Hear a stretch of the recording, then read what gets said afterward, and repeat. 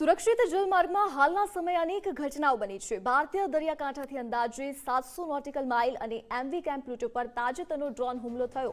આ ઘટનાઓના જવાબમાં ભારતીય નૌસેના દ્વારા સુરક્ષા વધારી દેવામાં આવી છે।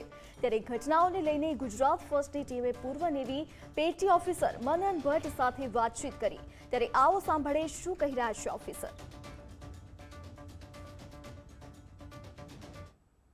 લાલ સમુદ્રની અંદર જે ચાચિયાઓનો ત્રાસ છે તે હવે અરબ સાગર સુધી પહોંચ્યો છે ને તેને લઈને ભારતીય નેવી સેના છે તે પણ એલર્ટ થઈ છે। આપણી સાથે વાત કરવા જોડાયા છે નેવી પેટી ઓફિસર મનનભાઈ ભટ્ટ, તેઓની સાથે વાત કરશું।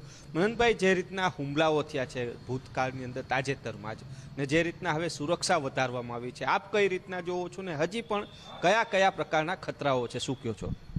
જો ચાચિયાગીરી એક ખાસ પ્રદેશ અને ખાસ વિસ્તારો સુધી સીમિત હતી અને ખાસ કરીને આપણે કહીએ તો અરબ સાગર કે જે ભારતનું બેકયાર્ડ છે અને સૌરાષ્ટ્રનો દરિયા કિનારો આખો આપણે અરબ સાગરમાં જ લાગેલો છે, ત્યાં ચાચિયાગીરીના પ્રોબ્લેમ્સ નહોતા।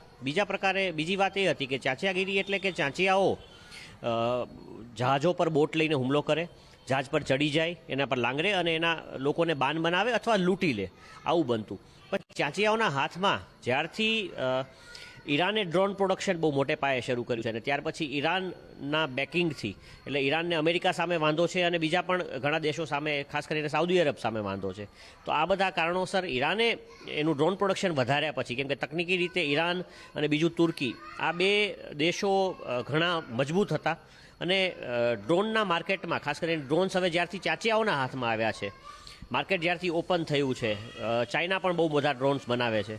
આપણે જોયું કે પાકિસ્તાન ચાઇનાના ડ્રોન વાપરીને કઈ રીતે ભારતમાં દાણચોરી કરે છે।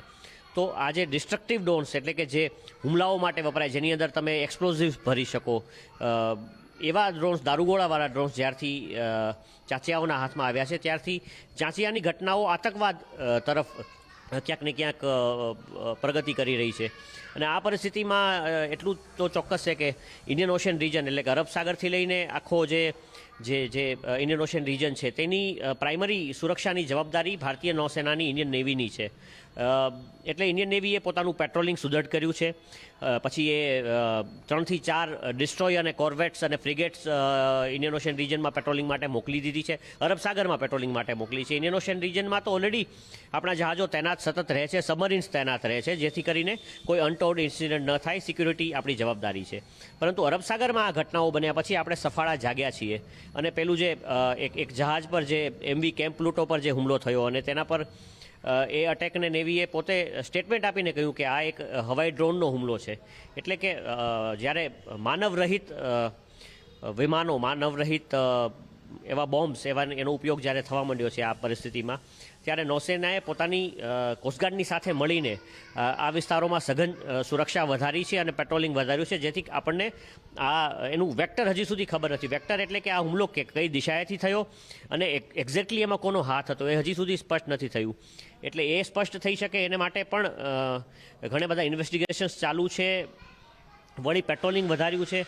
આ બધી બહુ જરૂરી કાર્યવાહીઓ એટલે કરી છે કે એક તો આપણા માછીમારો, કેમ કે જો 200 ભારતના સીમાથી એટલે વેરાવળથી, સોમનાથથી જો 200 જ નોટિકલ માઇલ દૂર આ હુમલો થયો તો છેલ્લે જે આપણે હુમલો જોયો કેમ્પ પ્લુટો પરનો, તો માછીમારો માટે પણ ચિંતાનો વિષય છે। વળી ભારતનો, આપણને બધાને ખબર છે કે ગલ્ફ સાથે બહુ વર્ષો જૂનો, એમ કહી શકાય કે સદીઓ જૂનો જે વેપાર છે કે ભારતથી આપણે મરી મસાલા અને વસ્તુઓની આયાત ગલ્ફ કન્ટ્રીઝમાં કરીએ છીએ, ઓમાન જેવા કન્ટ્રીઝમાં કરીએ છીએ, અને એ બધી કન્ટ્રીઝથી, ઇજિપ્તથી ખાસ કરીને, ઓમાનથી, આ બધી જગ્યાએથી જે અમુક જે ડ્રાય ફ્રૂટ્સ ને એ બધું જે ભારતમાં આવતું હોય છે, એટલે ખારેક આવતી હોય છે। હવે આ વેપારને ઈરાનથી ખારેક ભારતમાં આવે છે।